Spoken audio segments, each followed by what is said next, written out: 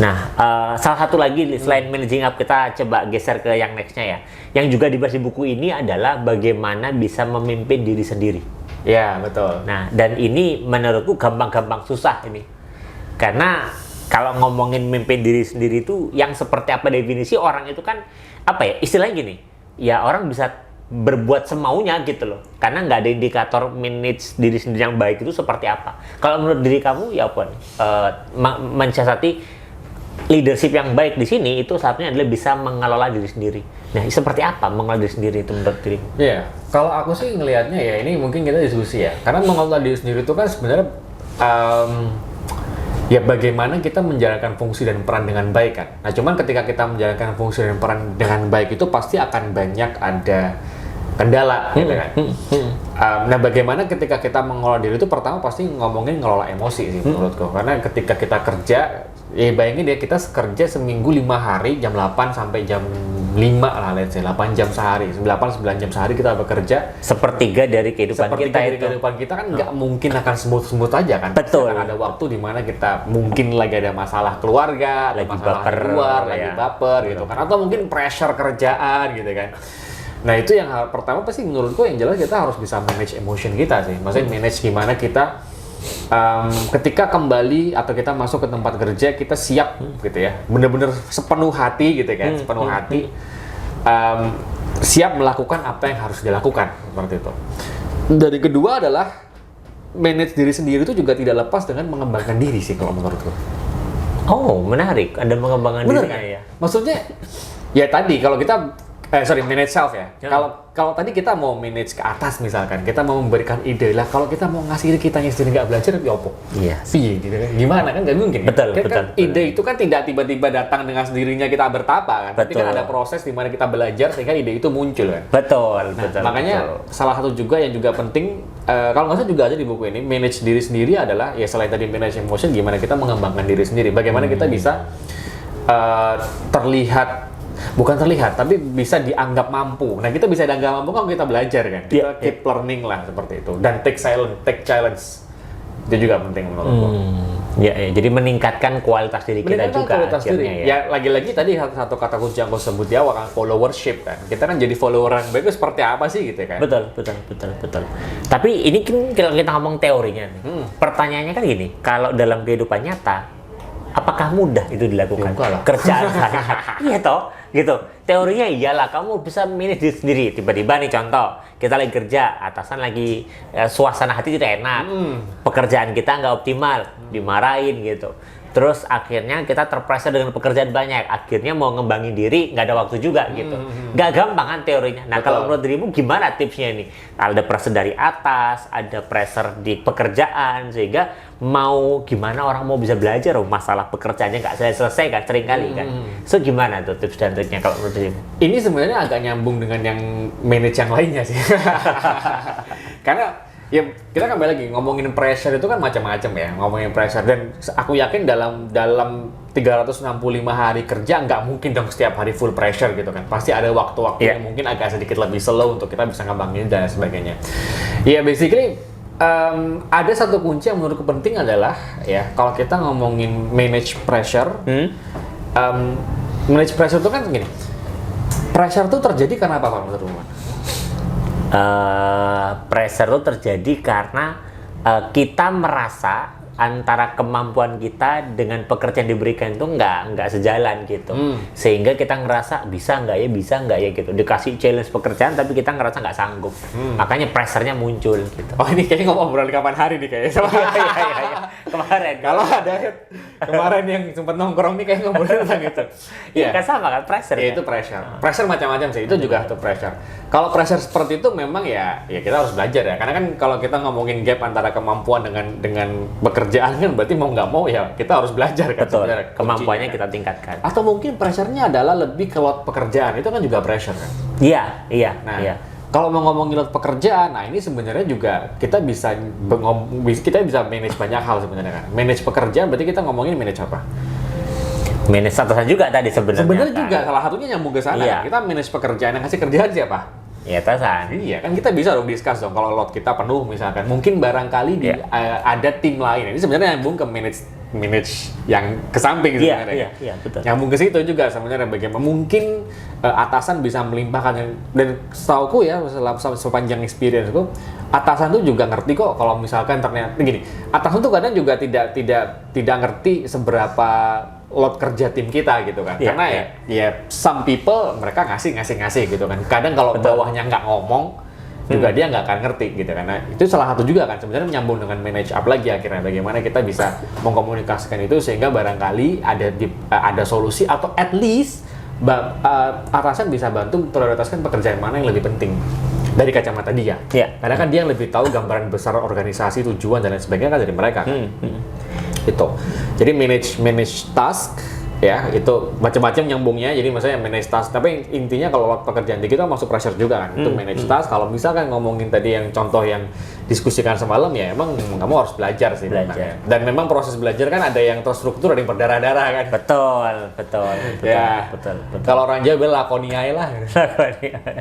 Ya, karena kalau kita ngomongin terkait mengelola diri sendiri itu, ya pada akhirnya kita ngomongin bagaimana kita punya kemampuan untuk mengelola pekerjaan kita. Iya, betul. Bagaimana kita mengatur prioritas. Berani bilang tidak dan iya, karena nggak semua pekerjaan tuh harus kita iyakan loh. Kalau kita belajar teorinya betul. Secara konsep itu gini, ya waktu itu kan 24 jam. Kalau semua pekerjaan datang kita iyakan, ya gimana caranya? Dan kita juga butuh kehidupan kita juga kan. Kalau semua kita iyakan, maka sebenarnya dalam mengatur prioritas kita perlu bisa memilah mana yang kita iyakan untuk kita jalankan dan mana yang nggak perlu kita iyakan gitu. Karena kita nggak punya resource-nya, nggak punya kemampuannya, waktunya nggak ada dan banyak sebagainya. Jadi di sisi lain tidak mengiyakan ini bukan berarti menolak ya. Iya, makanya bahasanya tidak mengiyakan, bukan menolak. Bukan menolak, tapi lebih ke mendiskusikan gitu kan. Iya, negosiasi.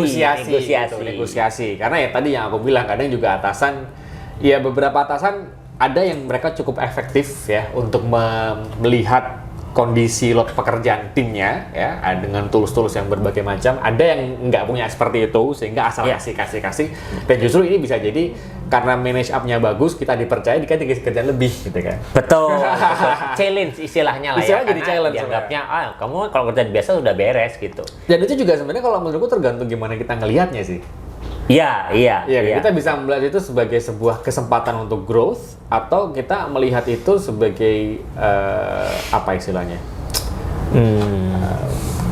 Kesulitan gitu ya, maksudnya bukan kesulitan. Ya, sesuatu hal yang masalah buat kita. Masalah gitu kan. Tergantung gitu. Kita juga, ya itu lagi itu kembali ke manage emotion tadi yang aku bilang di awal kan. Kita bisa melihat kondisi itu seperti apa gitu.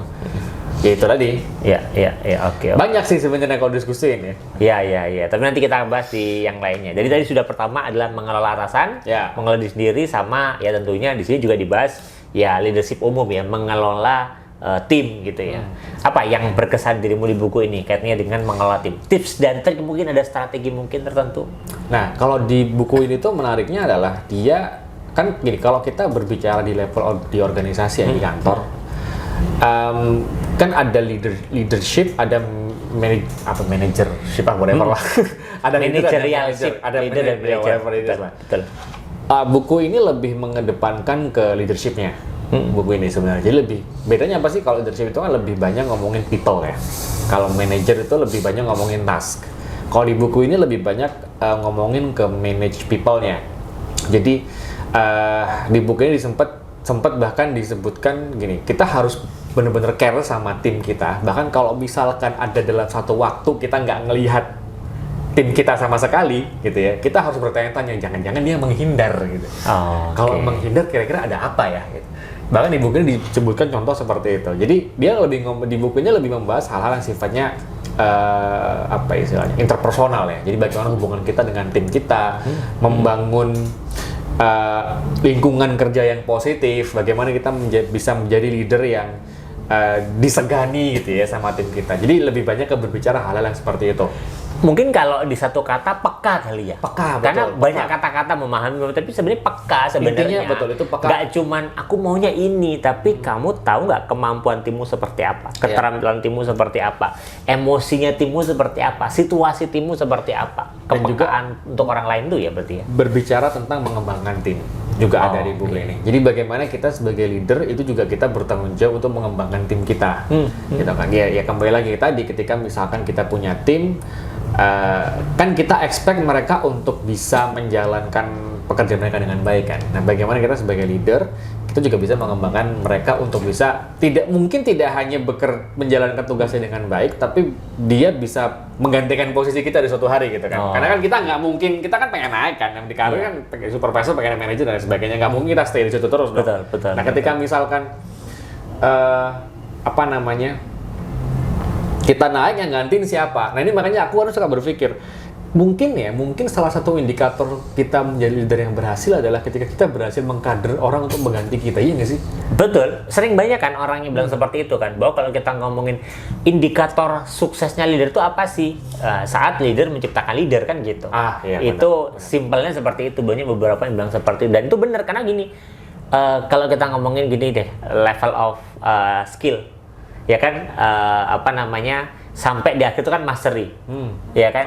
Iya kan, betul, dari betul, pengetahuan, udah punya dia skill, habis itu sampai mastery. Mastery itu kan indikatornya adalah kalau kita bisa mengajar orang lain sehingga orang lain bahkan bisa lebih baik daripada kita sebenarnya. Itu level kompetensi tertinggi itu kan mastery, yaitu ketika dia sudah bisa ngajarin orang lain untuk bisa menjadi seperti dia.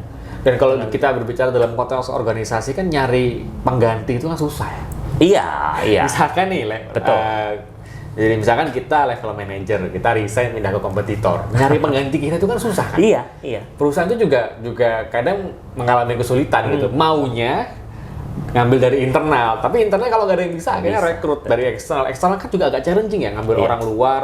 Budayanya beda, cara kerjanya beda, culture-nya beda, butuh penyesuaian lagi gitu kan. Sedangkan kalau ngambil orang yang udah dalam kan enak. Udah tahu cara kerjanya, tinggal jalan aja gitu kan. Betul. Iya. Gitu. Nah itu juga salah satu poin yang menarik juga nih dari buku ini sebenarnya. Jadi tentang manage ke bawah, tadi ya membangun kepekaan, hubungan interpersonal yang baik gitu kan dengan tim kita gitu ya. Terus kemudian mungkin juga berbicara komunikasi kali ya. Bagaimana kita mengomunikasikan informasi itu ke bawah dengan jelas. Kadang, kadang kalau misalkan misalkan kita level supervisor, manajer kita itu kan kadang ngasih informasi itu dari kacamata dia sebagai seorang manajer yang high level gitu. Iya, betul. Strategik. Something yang strategik dan kadang manajer level menengah ini mereka harus bisa mentranslate itu ya. Iya. Menerjemahkan itu menjadi suatu hal yang teknis sehingga bisa dijalankan oleh tim yang di bawahnya gitu. Nah, itu juga menjadi satu skill yang penting tuh. Dan itu juga gampang-gampang susah ya kalau di organisasi. Iya, butuh jam terbang, harus dipraktekkan ya. Nggak bisa hanya teori terus langsung bisa nggak. Dan harus tahu maunya atasan kita. Dan akhirnya kembali ke manage up tadi, ngerti atasan. Betul. Di buku ini juga ada tuh. Jadi kita ngerti atasan nggak cuman secara profesional, tapi sedikit-sedikit membangun keakraban juga nggak ada masalah. Untuk kita tahu dia itu pola pikirnya seperti apa, dia itu maunya apa, kebiasaannya seperti apa. Jadi ketika ada instruksi, kita mudah buat mentranslate-nya. Oke. Jadi makanya kalau aku ngeliat di buku ini kan dijelasin bahwa leadership itu adalah keterampilan yang holistik. Menyeluruh. Dan juga 60 kan? Iya, makanya nggak bisa kita hanya bilang harus bisa memimpin tim, nggak bisa. Dia harus bisa memimpin diri sendiri, memimpin atasannya, memimpin rekan di kanan kirinya gitu ya, atau peers-nya dia gitu. Itu harus bisa. Makanya di sini sebutnya kepemimpinan itu adalah sesuatu yang holistik, menyeluruh. Nggak bisa parsial kita. Jadi aku yang penting sekarang belajar memimpin tim dulu deh, nggak bisa. Semua harus pelajari bersamaan. Satu paket sih menurut gue memang. Oke, kalau kita berbicara manage kolega yang selevel ya, kira-kira persepsimu seperti apa? Kolaborasi itu kan 2 pihak, 3 pihak, 4 pihak menjalankan satu hal gitu. Praktikal atau enggak? Tapi buku ini menyebutkan hindari office politik, Pak.